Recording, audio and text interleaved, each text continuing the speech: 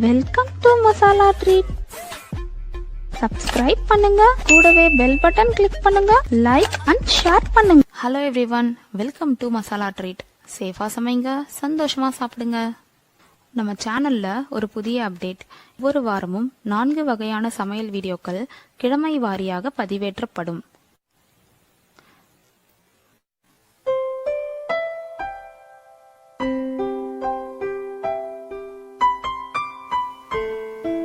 இந்த வார அசைவ உணவுல நாம பார்க்க போற ரெசிபி சிக்கன் பிரியாணி. இதற்கு தேவையான பொருட்கள்: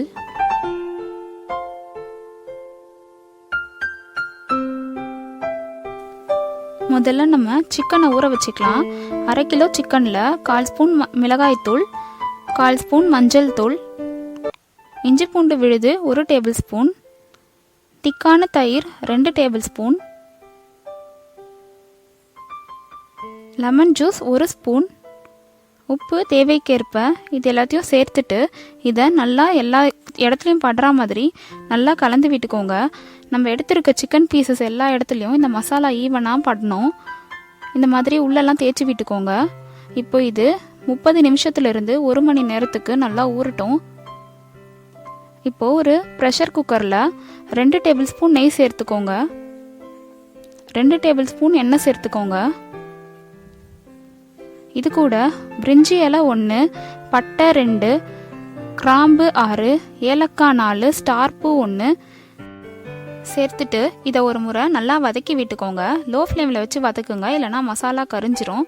இது கூட 3 பெரிய வெங்காயம் நீல வாக்கில் கட் பண்ணதையும் சேர்த்து நல்லா பொன்னீர் ஆகுற வரைக்கும் இதை நல்லா வதக்கி எடுத்துக்கோங்க. இது எந்த அளவு வெங்காயம் வதங்குதோ அந்த அளவுக்கு பிரியாணி ரொம்ப டேஸ்ட்டாக இருக்கும். இப்போ இது இந்த அளவு வதங்கின உடனே இது கூட 1 டேபிள் ஸ்பூன் இஞ்சி பூண்டு விழுது சேர்த்துட்டு இஞ்சி பூண்டோட பச்சை வாசனை போகிற வரைக்கும் ஒரு 2லேருந்து 3 நிமிஷம் வதக்கிடுங்க. தக்காளி 2 பெருசு நீல வாக்கில் கட் பண்ணதை சேர்த்து நல்லா கலந்து விட்டுக்கோங்க. இப்போ இந்த தக்காளி ஓரளவு வதங்கினதும் இது கூட மிளகாய்த்தூள் 1/2 ஸ்பூன், பிரியாணி மசாலா பொடி 1 டேபிள் ஸ்பூன் சேர்த்துட்டு இதையும் நல்லா வதக்கிக்கலாம். இந்த தக்காளி இருக்கிற இடம் தெரியாமல் நல்லா வதங்கணும். நல்லா வதங்கினதுக்கப்புறம் தயிர் 2 டேபிள் ஸ்பூன் சேர்த்துக்கலாம். இதை சேர்த்துட்டு இதையும் நல்லா வதக்கிக்கலாம். இப்போ பாருங்கள், தக்காளி நல்லா வதங்கிடுச்சு. இது கூட 2 பச்சை மிளகா கட் பண்ணாமல் அப்படியே முழுசாக சேர்த்துருக்கேன். சேர்த்துட்டு இதை வதக்கிட்டு இது கூட நம்ம ஊற வச்சுருந்த சிக்கன் பீசஸை சேர்த்துடலாம். இந்த சிக்கன் பீஸ் இப்போ 1 மணி நேரமாக ஊறிட்டு இருந்துச்சு. இது கூட உப்பு சேர்த்துக்கலாம். சேர்த்துட்டு இதை ஒரு முறை நல்லா கலந்து விட்டுக்கோங்க. இப்போது இதை மூடி போட்டு ஒரு 10லேருந்து 15 நிமிஷம் ஸ்லோ ஃப்ளேமில் வேக வைங்க. அப்போ தான் சிக்கன் நல்லா வேகும், பாதி அளவுக்கு வெந்திருக்கும். இப்போ பாருங்கள், இந்த சிக்கன் ஓரளவு வெந்துடுச்சு. இதில் ஒரு கைப்பிடி அளவு புதினா இலை சேர்த்துக்கோங்க. ஒரு கைப்பிடி அளவுக்கு கொத்தமல்லி இலை சேர்த்துக்கோங்க. சேர்த்துட்டு இதை நல்லா கலந்து விட்டுக்கோங்க.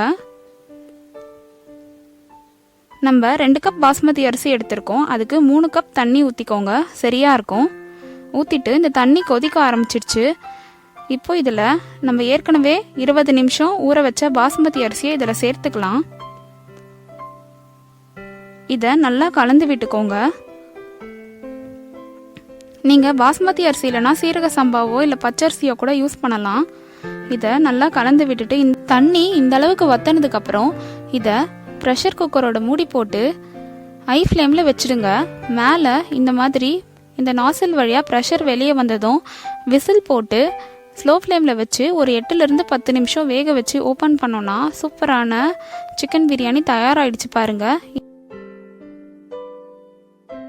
அவ்வளோ சூப்பராக உதிரி உதிரியாக தயாராக இருக்குது பாருங்கள். இந்த ரெசிபியை நீங்களும் உங்கள் வீட்டில் செஞ்சு பார்த்துட்டு உங்கள் ஃபீட்பேக்ஸை கமெண்ட் செக்ஷனில் போடுங்க. இது வரைக்கும் சேனலை சப்ஸ்கிரைப் பண்ணலைன்னா இப்போ சப்ஸ்கிரைப் பண்ணுங்கள், மற்றவங்களுக்கும் பகிருங்க, லைக் பண்ணுங்கள். தேங்க்ஸ் ஃபார் வாட்சிங். பாய்.